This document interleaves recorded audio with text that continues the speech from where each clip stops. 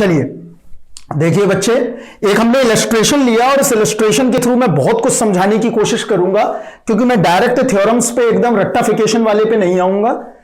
देखो क्या है, अ बैग कंटेन्स 4 टिकट नंबर 1, 2, 3, 4। एक बॉक्स के अंदर 4 नंबर पड़े हुए हैं और एक दूसरा बॉक्स है उसके अंदर 6 नंबर्स पड़े हुए हैं। One bag is chosen and a ticket is drawn. The probability that the ticket bears the number 4, ये पूछा गया है। राइट, क्लियर है इतना बात? चलिए अब इसको कैसे करना है कैसे नहीं करना है मैं आपको बताता हूं। देखिए यहां पे इसमें बहुत सारी चीजें हमें देखनी है। यहीं से मैं थ्योरी कंस्ट्रक्ट करूंगा, यहीं से बेस थ्योरम भी बताऊंगा। एवरीथिंग इस क्वेश्चन से करना सीखेंगे। राइट, चलिए तो फर्स्ट काम करते हैं, सबसे पहले एक बॉक्स बनाते हैं। राइट, चलो देखो भाई, एक बॉक्स डिस्कवर कर लेते हैं भाई। क्लियर है इतना बात? देखिए अब यहां पे इस बॉक्स के अंदर क्या क्या है वो देख लेते हैं पहले। एक 1 नंबर है, 2 है, 3 है, 4 है। दूसरा नंबर है 2 है, 4 है, 6 है, 7 है, 8 है, 9 है। ये सारे नंबर हैं। इसमें नंबर 4 है, इसमें नंबर 6 है। राइट, तो देखो अगर मैंने ये क्वेश्चन तुम्हें ध्यान हो तो मैंने बताया था कि 1 bag is chosen and the ticket is drawn. 1 bag is chosen, पहले बैग चूज करो फिर टिकट ड्रॉ करो। तो देखो इसका मतलब लिखेंगे कैसे इसको, यहां समझो। प्रोबेबिलिटी हमें किसकी चाहिए? 1 bag is chosen and ticket is drawn. 1 bag is chosen and ticket is drawn. तो पहले बैग चूज किया गया फिर टिकट ड्रॉ किया गया। इसका मतलब यहां पे कुछ कंडीशन गिवन है। तो ये पार्ट किसका है हमारा? Conditional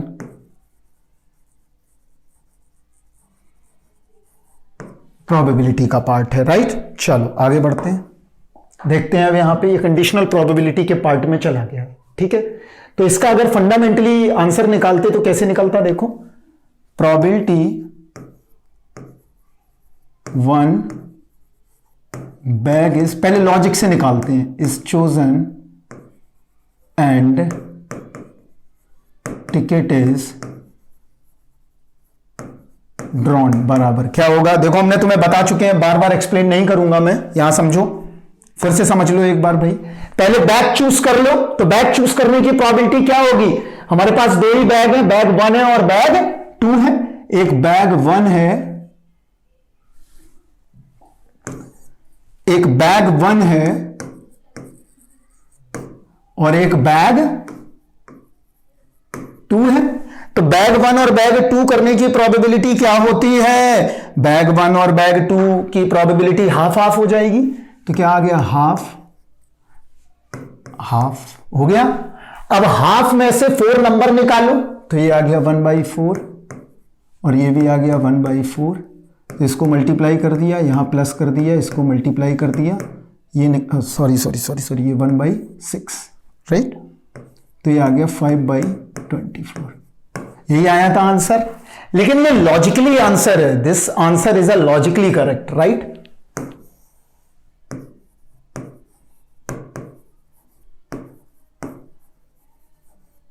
but we define the certain kind of rules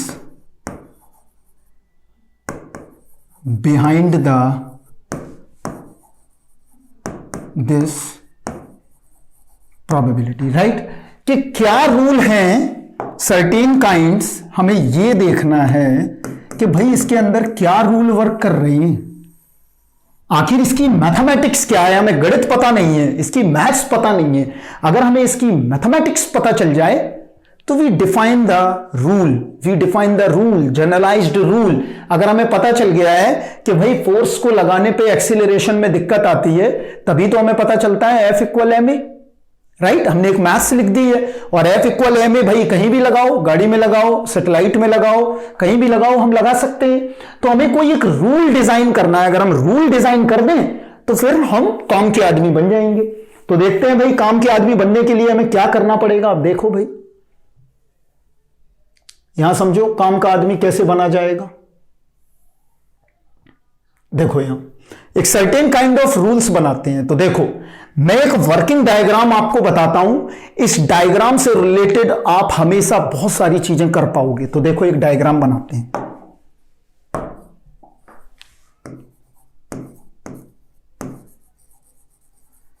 इस तरह के क्वेश्चंस को करने के लिए एक डायग्राम बनाते हैं, और ये मेरा खुद का इजाद किया हुआ डायग्राम है, बहुत लंबे समय टीचिंग के बाद। देखो यहां पे वर्किंग डायग्राम क्या है, देखो यहां समझते हैं कितनी बैग है। पहले ये देखो, 2 बैग है और उनसे कनेक्टेड क्या है, कॉमन क्या है, उन दोनों से कनेक्टेड है कि टिकट 4 निकालना है। तो देखो हम फ्लो चार्ट एक बनाते हैं। तो फ्लो चार्ट कैसे बनेगा, यहां समझो, यहां देखो हमने क्या किया, यहां पे चलो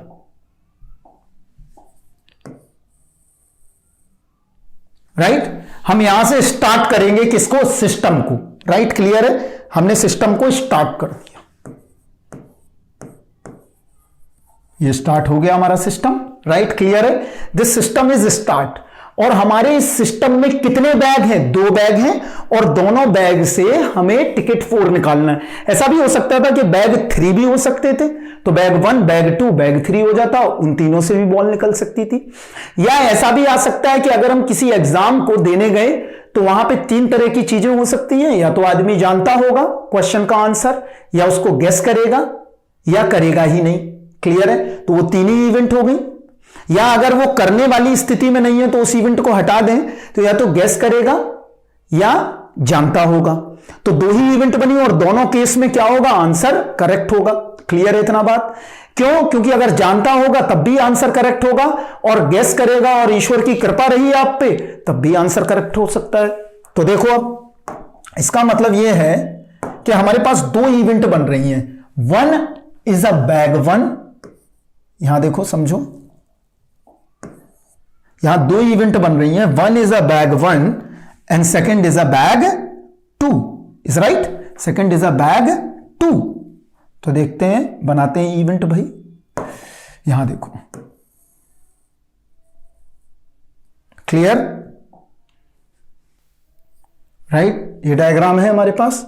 चलो अब देखो, फर्स्ट डायग्राम में अगर हम गौर से देखें तो यहां बैग 1 होगा और दूसरे में क्या होगा, बैग 2 होगा, और यहां क्या होगा, टिकट ऑन नंबर 4, यही होगा हमारे पास। क्लियर है इतना बात, इसका मतलब यह हुआ कि हमारे पास यही कंडीशन आ रही है, इसके अलावा और कोई कंडीशन नहीं बन रही है। क्लियर है, चलो अब देखो यहां पे समझो, स्टार्ट किया हमने, तो हमने कैसे किया यहां समझते हैं। अगर स्टार्ट किया हमने, यहां से स्टार्ट किया, तो बैग 1 पहले चूज करोगे फिर टिकट निकालोगे, बैग 2 चूज करोगे फिर टिकट निकालोगे। राइट, तो बैग 1 को चूज करने की प्रोबेबिलिटी क्या बनेगी, देखो यहां 1/2। राइट, इसको चूज करने की प्रोबेबिलिटी क्या बनेगी, 1/2।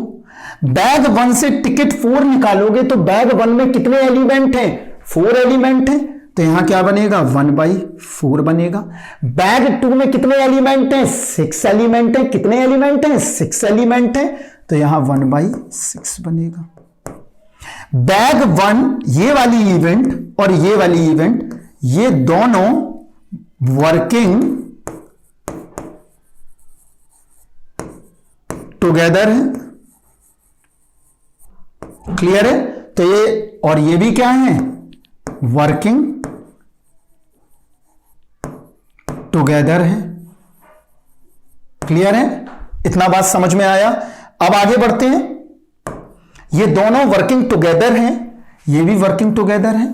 क्लियर है इतना बात, तो इसका मतलब ये हुआ, लेकिन बैग 1 और बैग 2 ये दोनों क्या हैं, इंडिविजुअल हैं, इंडिविजुअल वर्किंग है। क्लियर है, तो यहां प्रोबेबिलिटी टिकट ऑन नंबर 4 की निकालना है हमें यही तो मेजरमेंट करना है। तो देखो क्या बना इसका रूल, अब यहां समझते हैं। देखो जनरलाइज्ड भी लिखेंगे, टिकट ऑन नंबर 4 बराबर क्या बना, अभी जनरलाइज्ड बाद में बनाएंगे, पहले इस सिंपल डायग्राम को देखते हैं। Probability of bag 1, probability of bag 1 multiply by ticket on number 4 in bag 1 plus probability of bag 2 and probability of ticket on 4 in bag 2। यही निकला। क्लियर है इतना बात? आगे बढ़ते हैं। अब देखो ये आ गया हमारे पास, तो probability निकाली जा सकती है। probability of ticket on 4 बराबर 1/2 मल्टीप्लाई 1/4 1/2 मल्टीप्लाई 1/6 बराबर 5/24 आ गया। तो हमने ये डायग्राम जो बनाया है ये सिर्फ इसके लिए डायग्राम बना, लेकिन हम चाहते किसके लिए डायग्राम बनाना है, सारे इवेंट्स के लिए कैसे बनेगा। तो अब हमें देखना होगा और इसको समझना होगा। तो कैसे, अब देखो ये हमारा बना फॉर बैक कंडीशन के लिए, और हम बनाना किसके लिए चाहते हैं, सारी बैग हो, एटम्स हो, एवरी इवेंट हो, उसके लिए कैसे बनेगा। तो मैं अब बताता हूं और इसका जनरलाइज्ड रूल निकालते हैं क्या बनने वाला है। तो देखते हैं एक बार, नेक्स्ट स्लाइड पे देखेंगे, समझ में तो आ ही गया है। चलिए देखते हैं नेक्स्ट स्लाइड पे, तो यहां समझते हैं। देखो यहां समझो, सॉरी, फॉर एन इवेंट्स के लिए क्या रूल बनने वाला है और क्या आपको यहां से आने वाला है। यहां देखो, तो सबसे पहले एन रूल्स के लिए बनाते हैं, तो एक डायग्राम कंस्ट्रक्ट करते हैं। देखो चलो, मैंने 5 इवेंट्स, बहुत सारी ले सकते हैं, कोई घबराने की बात नहीं है, इतनी इवेंट्स ले ली, राइट। चलिए आगे बढ़ते हैं।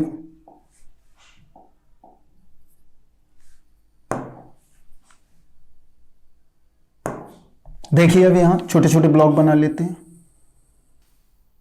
ठीक है। क्लियर है इतना बात?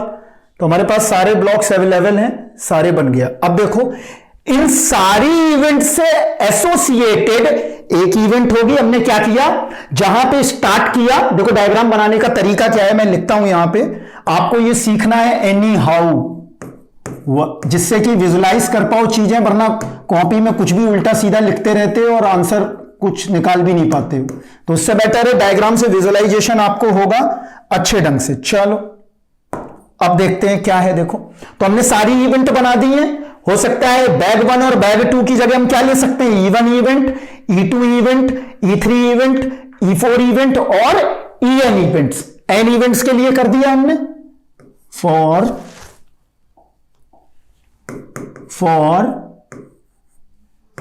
एन इवेंट्स, जिसमें कौन कौन सी इवेंट है, E1, E2, E3 और EN, राइट। क्लियर है इतना बात? अब इन इवेंट से अटैच है एक इवेंट, मान लो ऐसा हो इसमें भी बॉल पड़ी हूं, इसमें भी बॉल पड़ी हूं, इसमें भी बॉल है, इसमें भी बॉल है और इसमें भी बॉल है, और वो पूछ दे कि भाई टिकट बॉल रेड निकालनी है, तो सारे में रेड है, तो लास्ट में एक रेड का भी पोर्शन होना चाहिए। तो देखो रेड का पोर्शन अब क्या होगा, देखो यहां पे भाई, यहां समझते हैं, राइट। अब देखो यहां पे, तो एक इवेंट बनाते हैं अब यहां पे। क्लियर है इतना बात? ये इवेंट एक हम यहां पे बनाएंगे, और वो इवेंट हमारा क्या है, वो टारगेट की तरफ, जैसे टिकट ऑन नंबर था, यही हमारा टारगेट है, हमें निकालना है, इसी को तो हमें कैलकुलेट करना है भाई। हमारा यही तो कैलकुलेशन का पोर्शन है कि हम किसकी प्रोबेबिलिटी निकालना चाहते हैं। ये हमारा टारगेट है, इसको ले लेते हैं नाम ए, ये हम निकालेंगे, राइट। क्लियर है इतना बात? चलो अब देखो यहां से हमने स्टार्ट किया अपना गेम, राइट। स्टार्ट हो गया। क्लियर। इवेंट को हमने डिवाइड किया कितने पार्ट में, E1, E2, E3, E4 और En। यहां नोट करो,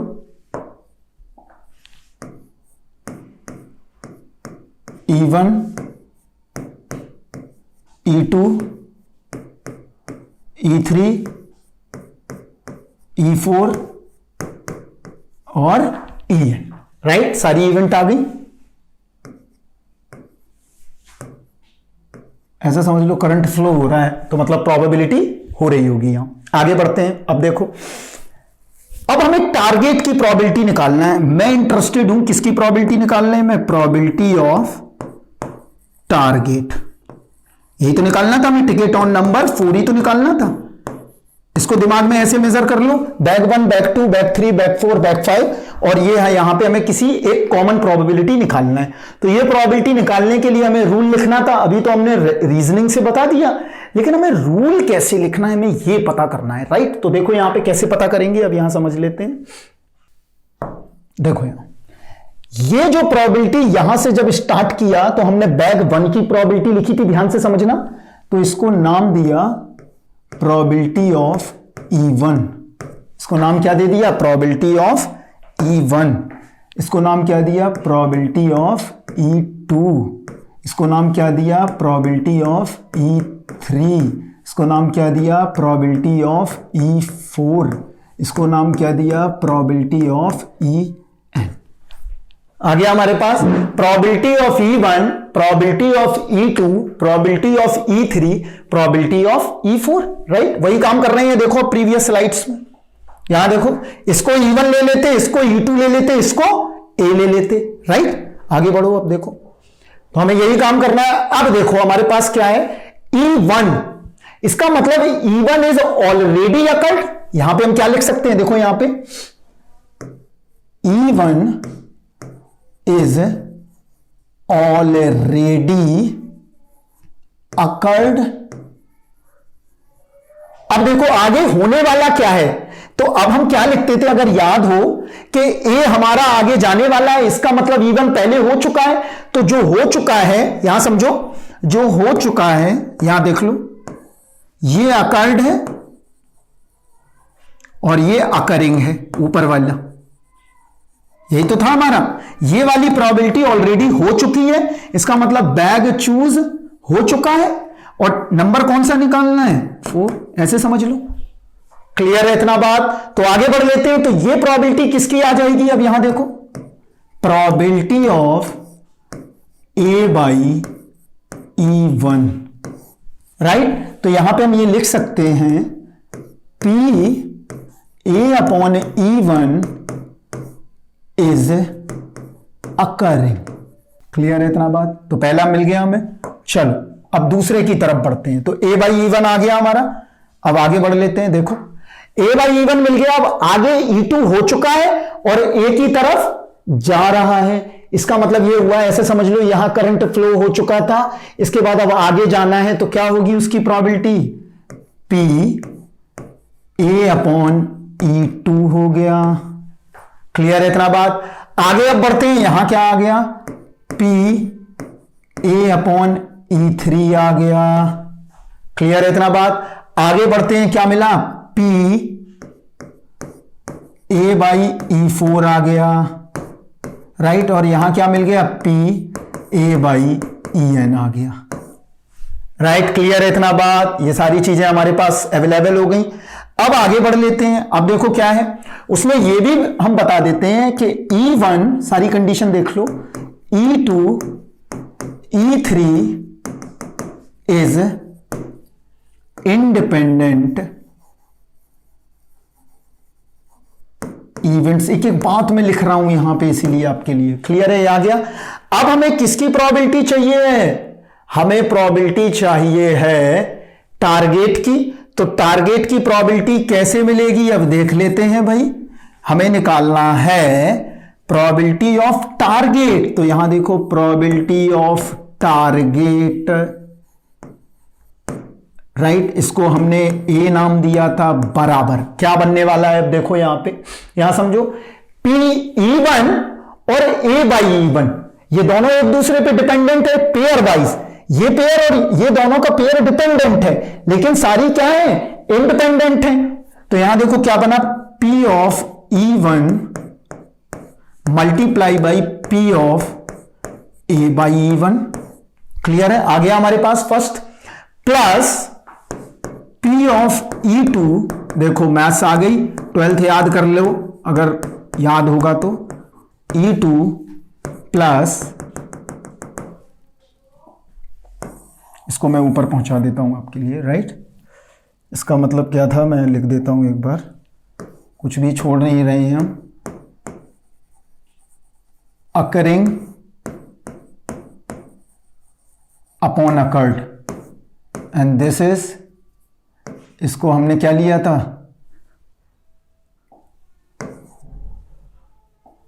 ये हमारा था बैग, और ये क्या था,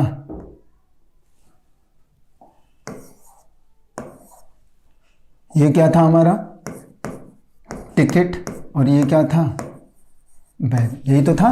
तो हमारे पास ये आता जा रहा है PA1 PA2 PA3, ये सारे बनते जा रहे हैं। आगे देखो, plus PEN into PA upon EN, आ गया हमारे पास ये। अब देखो ये जो हमारी प्रोबेबिलिटी आई है वो किसकी है, P ऑफ A की आ गई हमारे पास, राइट। क्लियर है इतना बात। तो यहां देखो P of E1 multiply P of A divide E1 E2, that's ends on, right. तो यही प्रोबेबिलिटी को हम लोग बोलते हैं total probability law, right. Clear है। तो इसको लिखने का तरीका ये भी तो हो सकता है, P ऑफ A बराबर सम कर लो, देखो मैथ्स लिखना कितना आसान है, आ गया, सम किया, I बराबर 1 से लेके N, P of EI multiply by P of AI, यही आ गया हमारे पास। इसका मतलब ये रूल हमने बना लिया जो हम बनाना चाह रहे थे। अब इसी रूल को हम अप्लाई करते हैं अपने पुराने वाले फंडामेंटल में। तो देखो पुराने वाले फंडामेंटल में कैसे इस्तेमाल करेंगे, यहीं पे 2 मिनट में इस्तेमाल हो जाएगा। यहां समझते हैं, देखो यहां देखो कैसे इस्तेमाल करते हैं इसको विद इन सेकेंड्स के अंदर। देखो यहां पे यही बना लेते हैं, छोटे से फिगर में ही समझ में आ जाएगा, राइट।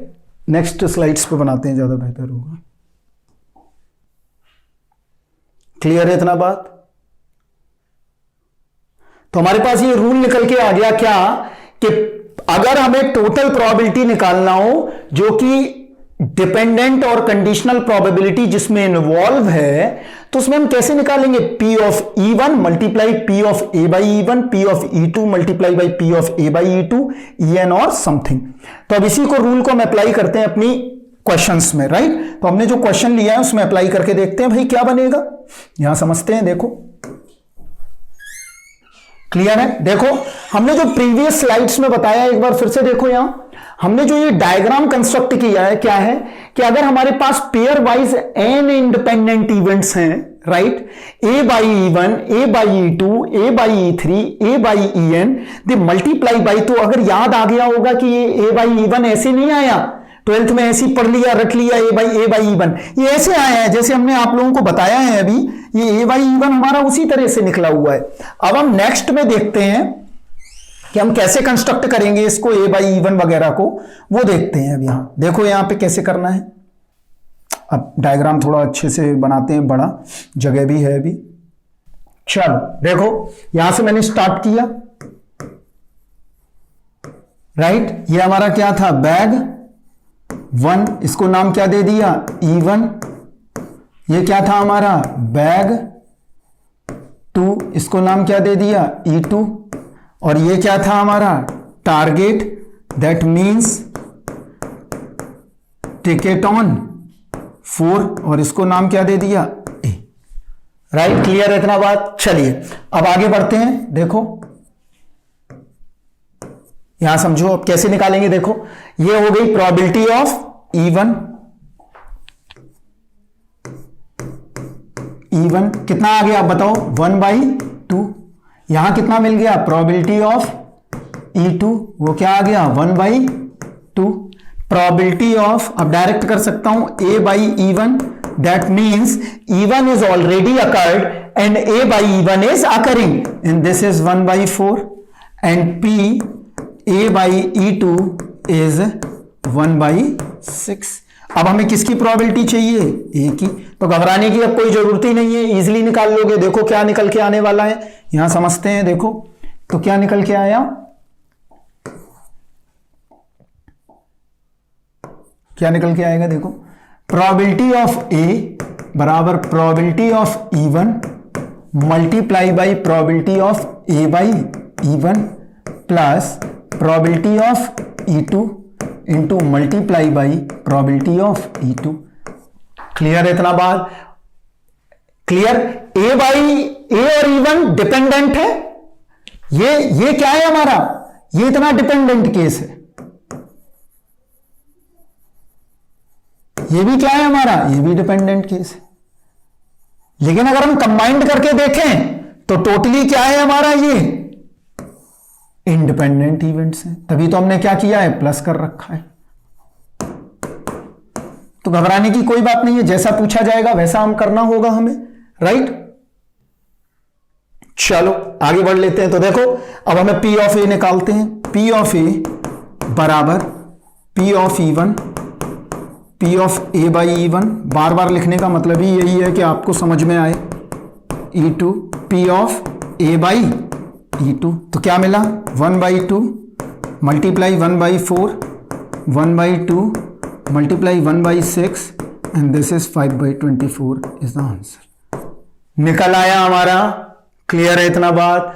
तो अब बताओ भाई कोई दिक्कत आई आप लोगों को, नहीं कोई दिक्कत नहीं है। इसका मतलब यह हुआ कि टोटल प्रोबेबिलिटी रूल्स निकालने के लिए हमें कोई परेशान होने की जरूरत नहीं है, हम इजीली कैलकुलेट कर सकते हैं अगर हमारे पास डायग्राम अवेलेबल है। अगर डायग्राम नहीं है तब फिर आपके लिए बहुत सारी चीजें कॉम्प्लिकेटेड हो जाएंगी। फिर क्वेश्चंस पढ़ते हो आप लोग तो हमेशा ध्यान रखो, पहले देखो भाई कौन कौन सी इवेंट दी है और सारी इवेंट से कनेक्शन किस इवेंट का है लास्ट, तो वो कनेक्शन हमें लास्ट में लिखना है। ये टारगेट है और ये क्या है, ये सारी चीजें ये है। अब इसी का क्या करते हैं, अभी तो हमको ये निकाल दिया हमने A/E1, राइट। अब हम चाहते हैं कि target is already occurred and E1 is occurring. अब हम उल्टा जाना चाहते हैं, अभी तो हम पाथ ऐसे नीचे आ रहे थे, अब हम जाना चाहते हैं कि अगर ऐसा हो जाए कि भाई क्वेश्चन एक दिमाग में छोड़ रहे हैं, देखो क्या, कि target is already occurred, clear, and E1 upon A is occurring, clear. तो we are interested in probability of A/E1 निकाल लिया है, अब हम ये चाह रहे हैं E1 upon A, that's means this is called the inverse कर दिया हमने। अब कैसे निकालेंगे, ये हमारी क्या आ गई, इनवर्स रूल आ गया। अब इस इनवर्स रूल को और निकालना सीखना है। अगर हमें इनवर्स रूल निकालना सीख गए तो एक हमें नई थ्योरम का यहां पे बर्थ होगा, और वो नई थ्योरम क्या बनेगी उस रूल को भी देखेंगे, लेकिन अब हम वो रूल देखेंगे नेक्स्ट स्लाइड पे क्या आने वाला है। क्लियर है इतना बात, तो नेक्स्ट स्लाइड की तरफ बढ़ेंगे, तब तक एक बार इसको और रिकॉल कर लेते हैं। देखो हमने कुछ नहीं किया था, इस क्वेश्चन को बहुत सिंपली लिया, बैक 1 बैक 2 चूज किया। इस मैथमेटिक्स को हमने क्या कर दिया, ये जो मैथ्स हमने लगाई है इस मैथ्स को हमने जनरलाइज करके लिख दिया, और इसी जनरलाइजेशन का आगे क्या लिखा हुआ है, ये मैथमेटिक्स लिख दिया।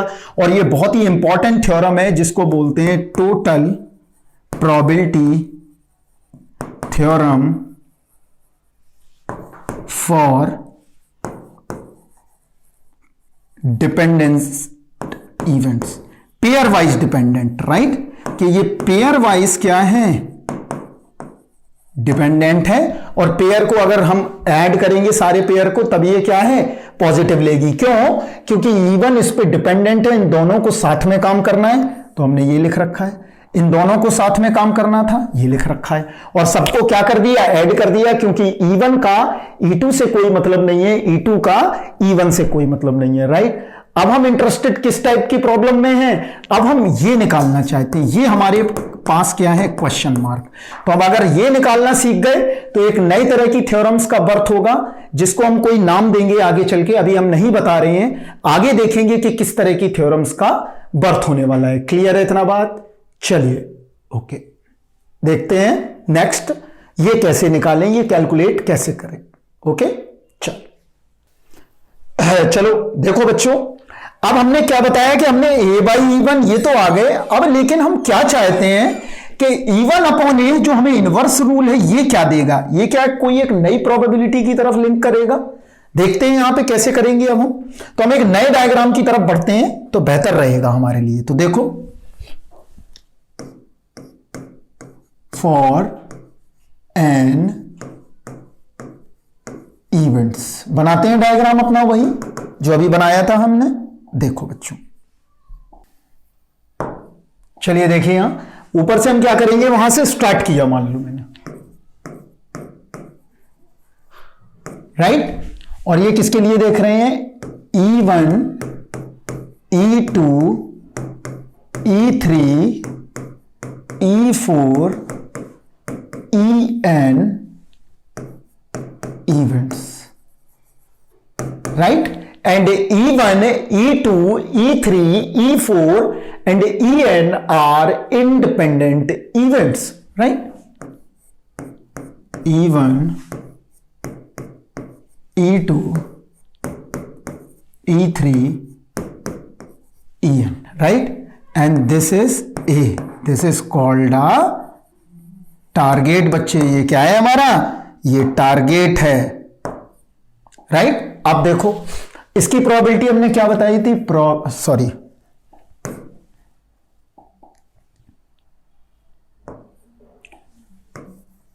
Probability E1, probability E2, probability E3, probability En, right. अब हमने क्या बताया था कि अगर E1 हो गया होगा तो आगे की प्रोबेबिलिटी कैसे लीड करेगी, देखो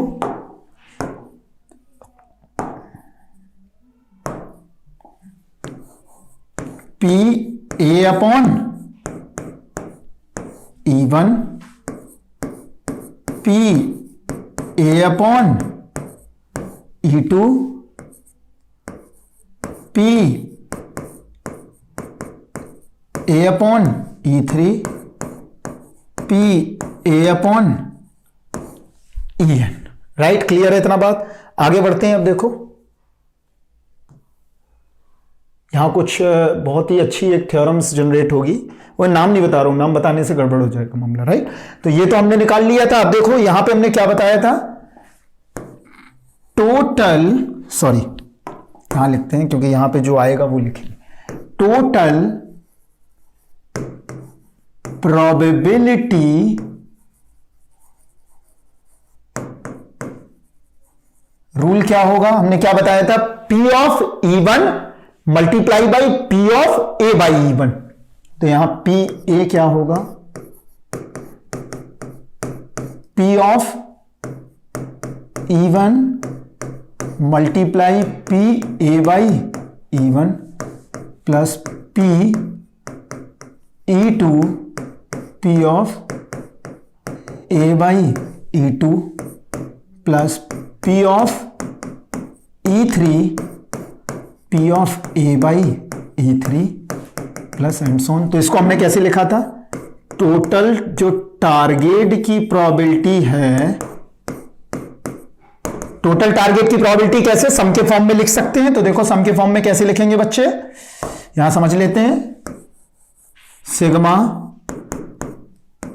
2n P(EI) and P(A/EI), right.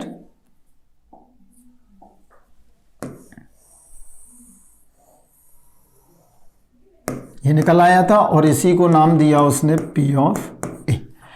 लेकिन अब हम ये नहीं निकालना चाहते, अब हम क्या चाहते हैं देखो, अब हम ये चाहते हैं, यहां समझो, हम चाहते हैं कि target is already occurred. My question is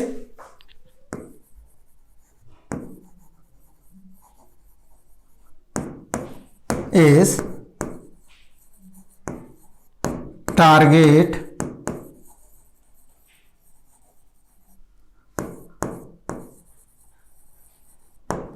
already occurred. Target is already occurred. Target is already occurred. That means कि A is occurred and E1 is occurring. तो इसको कैसे लिखेंगे?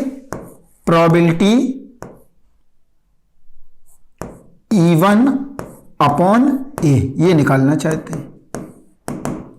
क्लियर है इतना बात? तो बहुत इजी होगा। देखो अभी कैसे समझते हैं, यहां कैसे निकालना होगा। देखो कि target is already occurred, target is already occurred मतलब क्या हुआ कि ये अकरिंग हो चुकी है और हमें जाना कहां है, यहां पे। तो इसका मतलब क्या हुआ, इनवर्स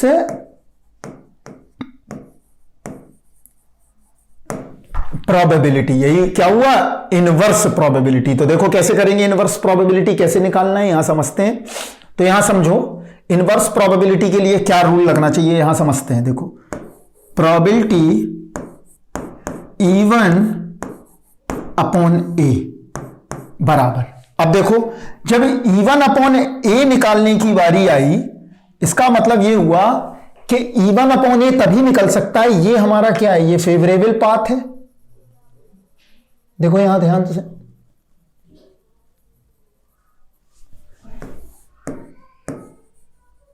द फेवरेबल पाथ। चाहो तो यहां पे हम एक छोटा सा डायग्राम तुम्हारे लिए बना देते हैं। यहां देखो,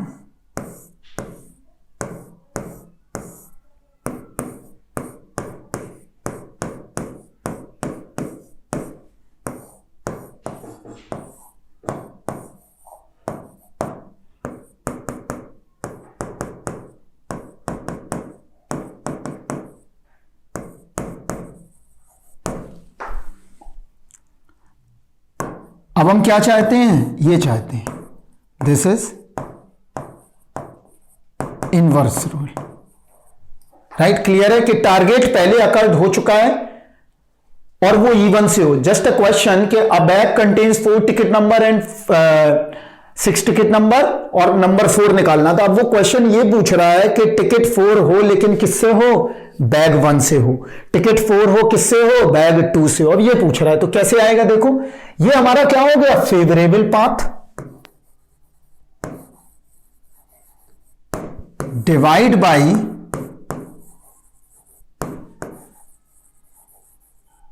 टोटल पाथ। तो क्या आ गया देखो,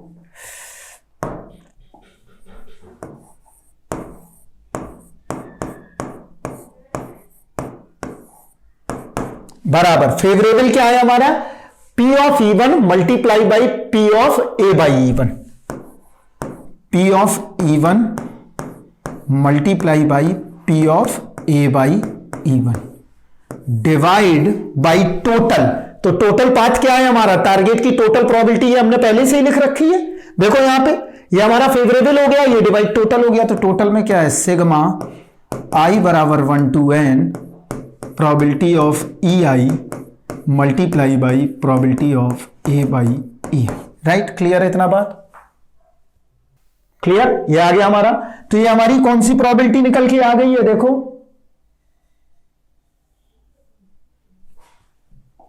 तो ये हमारी कौन सी प्रोबेबिलिटी आ गई, अब देखिए यहां पे ध्यान से, ये हमारा निकल आया।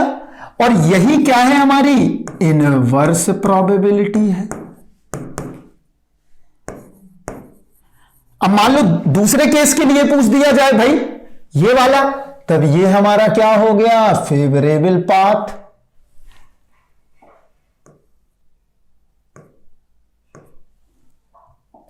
अब हमारा ये फेवरेबल पाथ है और डिवाइड टोटल पाथ। तो दूसरे के लिए देखते हैं, PE2 अपॉन A बराबर P ऑफ E2, यही तो हुआ, P of E2 multiply P of A by E2 divide I बराबर 1 to n P of EI multiply P of A by EI। Right, clear है? आगे बढ़ते हैं अब। क्लियर है? तो अगर याद हो, अगर इसका आप जनरल रूल लिखें, for general rule for finding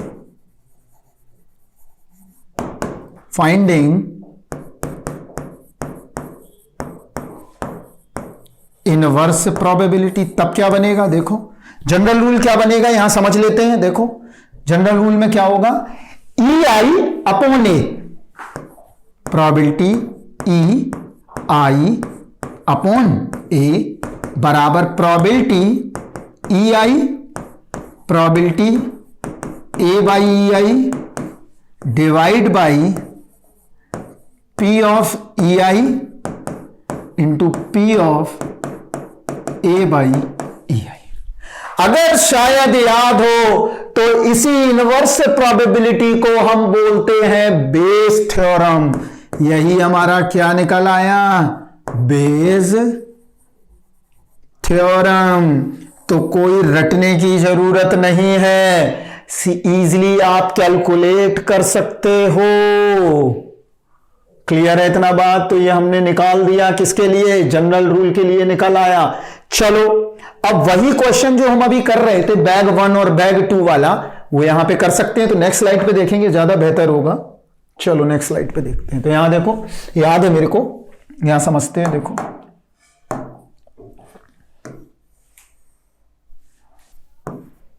अब क्वेश्चन हम चेंज कर देते हैं। चेंज क्या है? देखो मैंने ये पूछा कि प्रोबेबिलिटी भाई निकालो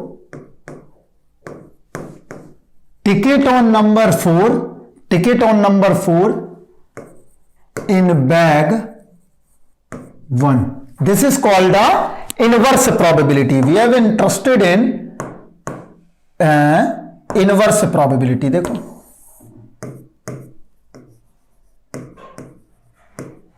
इनवर्स प्रोबेबिलिटी यही निकालना चाहते हैं। तो देखो यहां पे कैसे निकलेगा, पता है, अब सब हम बार बार नहीं कर रहे। E1 कितना आएगा, 1/2। E2 क्या आ रहा है, 1/2। आगे बढ़ो, PA/E1 क्या आ रहा है, 1/4। PA/E2 क्या आ रहा है, 1/6। तो हमें अब निकालना क्या है, टिकट नंबर 4 हो लेकिन बैग 1 से हो।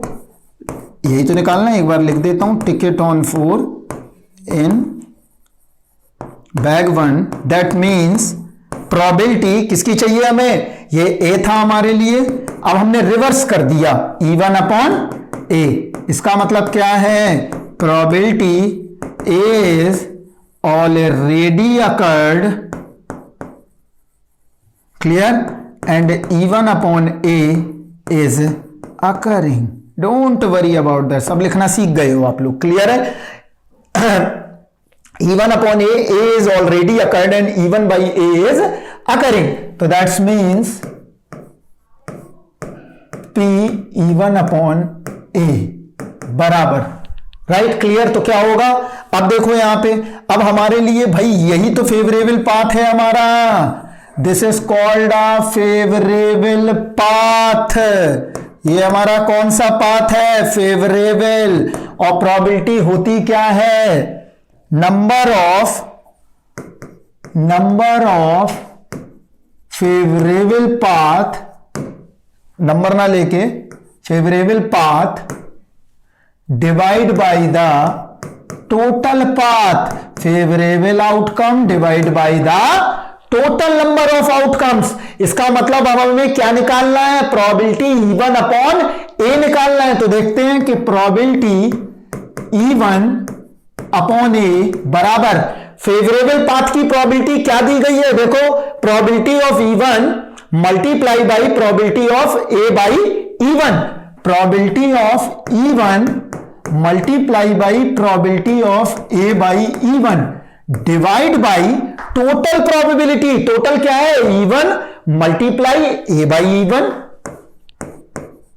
A by E1 multiply E1 plus probability of E2 and probability of A by E2। यही आ गया हमारा।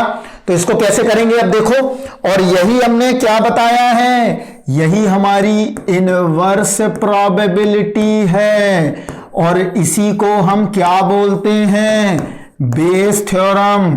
अब यही रूल से 12th हो, IIT एडवांस हो, जेईई मेंस हो, गेट हो, ओलंपियाड हो, जहां पे भी बेस थ्योरम आती है, you will apply the path formula and then easily calculated. और विजुलाइज भी हो रहा है, ऐसा नहीं कि लिख रहे हो बार बार पढ़ के, विजुलाइज कर रहे हो डायग्राम्स के फॉर्म में, क्योंकि यही हमारा क्या है, वर्क फ्लो डायग्राम।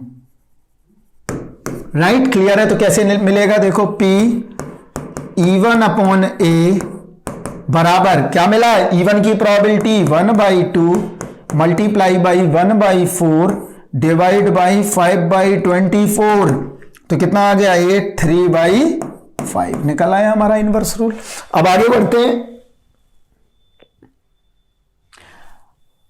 ये तो हो गया पहले के लिए। अब मान लो क्वेश्चन में ऐसा पूछ दे, वो देखो आगे, वो ऐसा पूछ दे कि प्रोबेबिलिटी निकालो टिकट ऑन 4 इन बैग 2। इसका मतलब क्या हुआ, इसका मतलब ये हुआ कि अब हम इनवर्स चाह रहे हैं पाथ 2 की तरफ से। This is E2 upon A, यही तो चाह रहे हैं, E2 अपॉन A। और इसका मतलब क्या है, A is already occurred and E2 by A is occurring. इसको लिख लो भाई, P is already occurred and E2 by A is occurring। Clear है इतना बात। तो आगे बढ़ते हैं। P, सॉरी सेम कलर ले लेते हैं, इट्स बेटर। तो क्या मिला, P E2 अपॉन A बराबर, अब फेवरेबल पाथ क्या बन गया, अब भाई ये वाला फेवरेबल हो गया, तो भाई ये कर लेते हैं, ये फेवरेबल पाथ है अब हमारा। क्लियर है इतना बात, ये हमारा फेवरेबल पाथ आ गया। जब ये फेवरेबल पाथ आ गया तो अब क्या करेंगे देखो,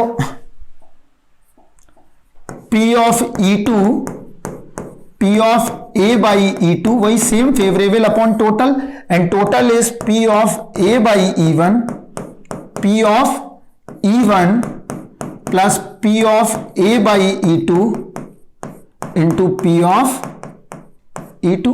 क्लियर है इतना बात। अब इसको निकालते हैं, देखो क्या आ रहा है, P E2 अपॉन A बराबर 1/2 मल्टीप्लाई किसके बराबर है, PA बाई E2, A 1/6 के बराबर है, divide by A by E1, और ये टोटल कितना आया था, 5/24। अब क्या मिल गया हमें देखो, क्लियर। अब क्या आ रहा है देखो यहां पे, तो कितना मिला, 1/12 अपॉन 5/24, 2/5, 2/5 और 3/5 दोनों को ऐड करके देखो तो हमारा 1 के बराबर आ रहा है। इसका मतलब अगर ये वर्क फ्लो डायग्राम है तो एक लाइन में लगाना सीख गए हैं अब आप, और आपको विजुलाइज्ड भी हो रहा है। 3 बॉक्स हो 3 बना लो, 10 बॉक्स हो 10 बना लो। क्वेश्चन गेस करने का पूछा है, करेक्ट करने का पूछा है, बॉल निकालने का पूछा है, कुछ भी पूछा जाए, इजिली वी कैलकुलेट इट। तो हमेशा ध्यान रखना है कि अगर इनवर्स रूल आ गया, ये क्वेश्चन को देख के पता चल जाता है, तो हमेशा वहां पे क्या अप्लाई करना है, बेस थ्योरम। याद रख लो हमेशा के लिए। तो हमें 2 चीजें सीखी हमने, 3 चीजें। 1 is a conditional probability and the second is a total probability addition theorem, और तीसरा बेस थ्योरम। राइट, अब इस पे बेस जितने भी क्वेश्चन है, टफ से टफ, बहुत सारे टफ करने वाले हैं हम लोग, इतना टफ करेंगे कि गेट के क्वेश्चन बच्चे टाइप के लगने लगेंगे। क्लियर है इतना बात। तो बहुत सिंपलिसिटी आ जाएगी आपके अंदर। तो अभी हम 8-10 क्वेश्चन लेंगे, एक सेशन पूरा, उसमें से हम करना देखेंगे कि इनवर्स प्रोबेबिलिटी जब भी निकालने को आए तो हमें हमेशा यही रूल ध्यान रखना है। ये सारे रूल किसके हैं, इनवर्स प्रोबेबिलिटी रूल। क्लियर है इतना बात। तो बस अब इतना ही समझना था आपको। एक बार मैं फिर से रिकॉल करूंगा इस लेक्चर को और फिर खत्म करेंगे। राइट, देखो, कभी भी जब भी लॉजिकली इस तरह का क्वेश्चन हमने बनाया था तुम्हारे लिए, अगर ये आ गया, इसका मतलब क्या हुआ कि हम इजीली कैलकुलेट कर रहे थे बैक 1 बैक 2, जो हमने रीजनिंग वर्ल्ड में लिखी थी उसी रीजनिंग को हम किस में लेके गए, थ्योरम्स के फॉर्म में, तो हमने ये थ्योरम्स बना दी। इसके अलावा हम आगे कहां चले गए, आगे हम इस फॉर्म में चले गए, तो यहां से एक रूल मिला हमें टोटल प्रोबेबिलिटी का। फिर मैंने आपके दिमाग के अंदर एक क्वेश्चन डाला कि भाई E1 अपॉन A कैसे निकाला जाए, that's mean what is the inverse rule of this probability, तो ये निकाल दिया। आगे निकालने के लिए हमने क्या किया, देखो यहां पे क्लियर है, ये हम आगे पहुंच गए। इसके बाद हमने क्या किया, हमने बेस थ्योरम लगा के देख लिया। ये दोनों क्वेश्चन मैंने अभी प्रपोज किए हैं आपके लिए, क्लियर है इतना बात, ये वहां पे नहीं थे जब क्वेश्चन लिखाया था, ये इसलिए बताया कि इन दोनों को भी आप बेस थ्योरम के थ्रू देख सकते हो और इजीली सॉल्व कर सकते हो, क्लियर है इतना बात। चलिए अब हम आगे बढ़ेंगे किसकी तरफ, इनकी प्रॉब्लम सॉल्विंग की तरफ। तो आगे का लेक्चर अब मैं आगे अभी कंटिन्यू करूंगा, रेस्ट करने के बाद थोड़ा 15 मिनट का ब्रेक है। इसके बाद मैं आगे का लेक्चर में आपको बताऊंगा कि बेस थ्योरम के क्वेश्चंस कैसे करना है। तो कम से कम नहीं तो मिनिमम 10 क्वेश्चंस तो करेंगे, और ये डायग्राम एक जगह फेल होगा, वहां पे भी मैं बताऊंगा कि अगर उस तरह की प्रॉब्लम आ जाती है तो डायग्राम को फिर कैसे पास करना है, मतलब उसको आगे और अपग्रेड कर देंगे इस डायग्राम को, तो वो भी बताऊंगा, क्लियर है इतना बात। तो अब एनसीईआरटी बेस्ड, अगर 12th में बेस थ्योरम पढ़ी होगी, अगर ये वाला डायग्राम बना के देखोगे विद इन सेकंड सारे बन जाएंगे अपने आप। अब हम थोड़े टिपिकल टाइप के क्वेश्चंस देखेंगे, बॉक्स, बॉल, सिग्नल्स, बॉल के रिप्लेसमेंट, ट्रुथ, लाई, तो ये सारी चीजें हम देखेंगे बाद में। तो अभी अब मैं टी ब्रेक देता हूं आपको 15 मिनट्स का, इसके बाद में एक प्रॉब्लम सेशन लूंगा पूरे 10 क्वेश्चंस के बेस थ्योरम का, क्लियर है इतना बात। और उसमें कोई क्वेश्चन ऐसा नहीं होगा जो कि बहुत ही सिंपल होगा कि डब्बे बनाए और हो गया, सारे क्वेश्चन बहुत ही अलग टाइप के होंगे, डिफरेंट टाइप की अप्रोच के होंगे, और हर क्वेश्चन अलग कुछ कह रहा होगा। ऐसा नहीं होगा कि अगर तुमने मॉड एक्स कर लिया तो फिर मॉड x+1 करने में लगे हो, x+2 करने में लगे हो, वो पागलपन है, उससे कुछ नहीं होना है, क्लियर है। इंजीनियरिंग में कभी फ्रैक्शनल पार्ट की पावर फ्रैक्शनल पार्ट की पावर फ्रैक्शनल पार्ट कभी नहीं आने वाला है, ध्यान, क्लियर। तो हमेशा ध्यान रखो, अच्छे क्वेश्चंस लगाना है, हमेशा साथ बने रहिए जी सेंट्रिक के, क्लियर है इतना बात। 15 मिनट के बाद अभी मैं आपका एक सेशन लेने वाला हूं, प्रॉब्लम सेशन 10 क्वेश्चन का, तब तक आप इसको रिवाइज करिए। Thank you very much.